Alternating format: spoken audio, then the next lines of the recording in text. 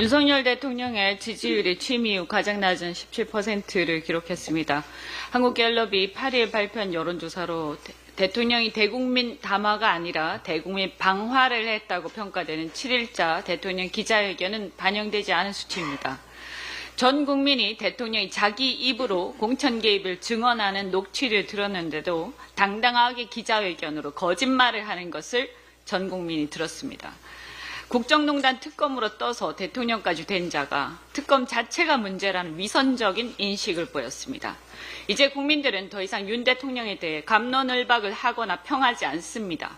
이미 세간의 평가는 끝났습니다. 그저 임기 반 남은 거짓말쟁이 대통령을 어떻게 처리할지, 어떻게 하면 나라가 덜 혼란스러울지 하는 걱정만이 남아있을 뿐입니다. 그런데 이 심각한 상황에 집권 여당의 한동훈 대표는 현 상황에 대해 사과하고 인적 쇄신, 김여사 활동 중단, 특별감찰관의 조건 없는 임명에 대해 국민들께 약속했다면서 민심과 동떨어진 뚱딴지 같은 얘기를 하고 있습니다. 그건 대통령 지지율이 30% 정도라도 될 때나 하는 얘기입니다.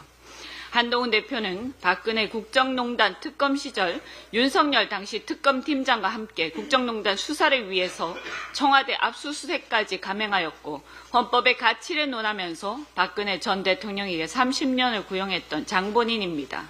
당시 본래 국회 탄핵소추 당시에는 없었던 공천 개입을 죄목에 당당히 추가하지 않았습니까? 심각하게 훼손된 헌법 가치를 재확립하기 위해서는 피고인에게 죄에 상응하는 엄중한 책임을 물어야 합니다.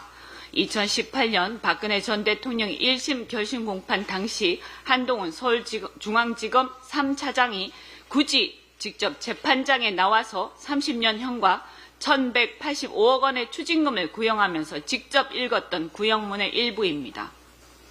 한동훈 대표에게 묻겠습니다. 과연 당시 박근혜 전 대통령의 공천 개입이 지금 윤석열, 김건희 두 사람의 공천 개입보다 직접적이라고 생각합니까? 과연 증거가 더 차고 넘칩니까? 거꾸로 아닙니까? 해명하십시오. 과연 그 당시의 국정농단으로 대통령이 얻은 이익이 지금 윤 대통령 부부가 얻었다고 의심되는 이익보다 더 직접적입니까? 최순실이 태블릿 PC 등을 통해 대통령의 국정에 개입한 것보다 명태균 씨가 김건희, 윤석열 대통령 내외의 국정에 개입한 것보다도 최순실이 개입한 것이 더 중차대하고 심각하다고 생각합니까? 윤석열, 한동훈 두 검사의 행적이 지나치다고 일관되게 비판했던 사람으로서 묻습니다.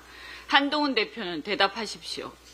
박근혜, 최순실 국정농단 특검을 통해서 검찰총장을 거쳐 대통령까지 신분 상승한 윤석열 대통령, 검사에서 법무부 장관에서 현 여당 대표가 된 한동훈 대표가 지금은 서로의 권력을 위해서 진실을 외면해서야 되겠습니까? 한동훈 대표는 윤석열 대통령의 영원한 부하입니까?